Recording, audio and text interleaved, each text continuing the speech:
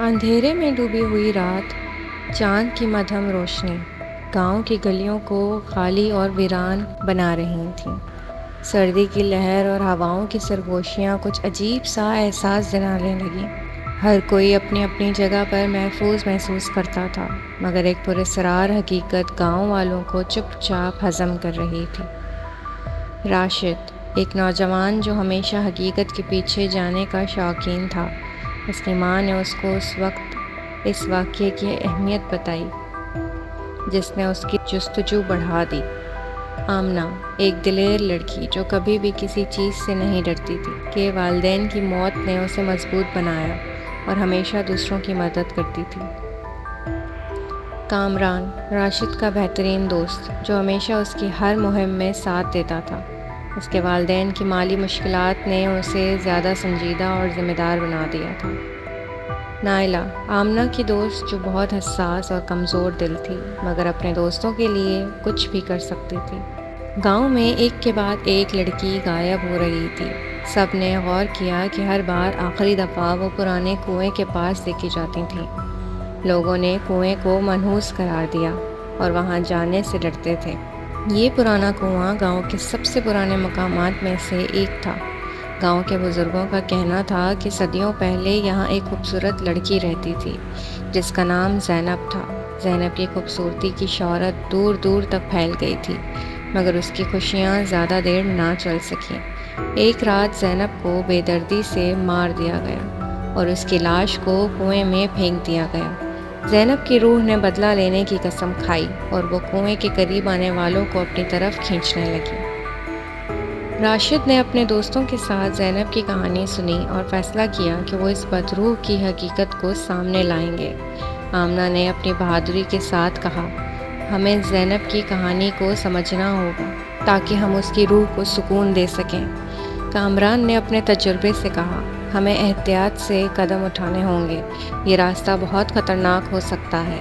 نائلہ نے ڈرتے ہوئے کہا، مجھے ڈر لگ رہا ہے مگر میں تم لوگوں کے ساتھ ہوں۔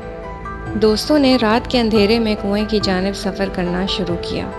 ہر قدم کے ساتھ ان کے دلوں کی دھڑکن تیز ہوتی جا رہی تھی۔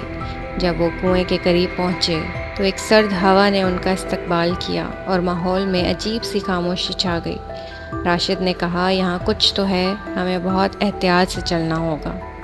کنویں کے پاس پہنچ کر آمنہ نے کہا، ہمیں زینب کی روح کو سکون دینا ہوگا تاکہ یہ سلسلہ رک سکے۔ راشد نے کنویں میں جھانکا اور ایک پراسرار سایہ نمودار ہوا۔ بدروح نے اپنی کہانی سنائی کہ کیسے اس کو بے گناہ مارا گیا تھا۔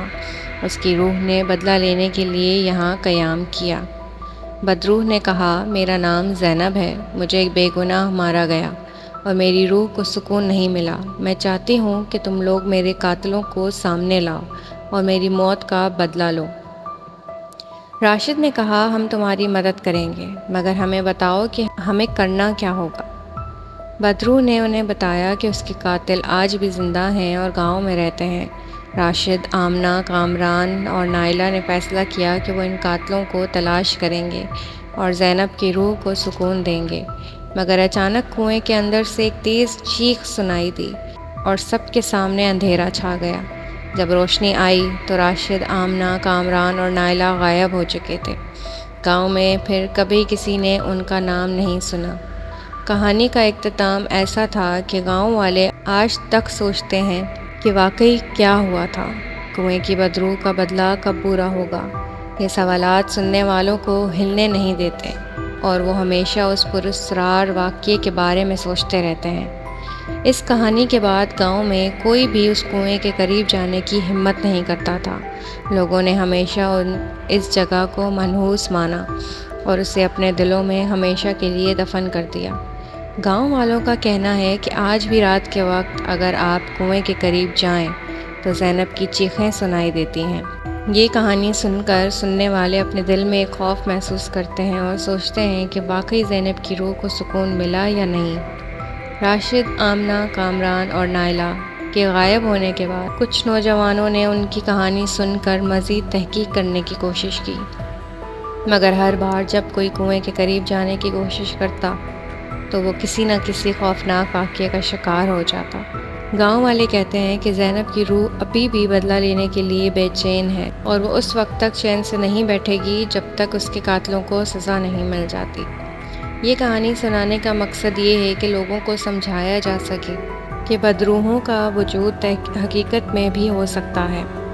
اس کہانی نے گاؤں والوں کو ہمیشہ کے لیے خوفزدہ کر دیا اور انہوں نے کبھی بھی اس کنویں کے قریب جانے کی ہمت نہیں کی۔ آج بھی گاؤں کے بچے اس کہانی کو سن کر ڈرتے ہیں اور رات کو اکیلے باہر نکلنے سے کتراتے ہیں۔ کہانی کا اختتام اب بھی گاؤں والوں کے دلوں میں ایک سوال چھوڑ دیتا ہے، کیا واقعی زینب کی روح کو سکون ملے گا؟ کیا راشد، آمنہ، کامران اور نائلہ کبھی بھی واپس آئیں گے؟ یہ سوالات ہمیں ہمیشہ کے لیے گاؤں کی فضا میں معلق رہیں گے اور سننے والے ہمیشہ اس پراسرار کہانی کے بارے میں سوچتے رہیں گے۔ تو ویورز، کیسی لگی آج کی سٹوری؟ آئی ہوپ کہ آپ کو پسند آئی ہوگی۔ اگر آپ کو یہ سٹوری پسند آئی ہے تو لائک کریں، شیئر کریں، کامنٹ کر کے بتائیں اور کس طرح کی سٹوریز آپ سننا چاہتے ہیں، اور ہاں، سبسکرائب کرنا بالکل نہیں بھولیے گا کیونکہ آگے آنے والی ساری ویڈیوز آپ کو ملتی رہیں۔ تب تک کے لیے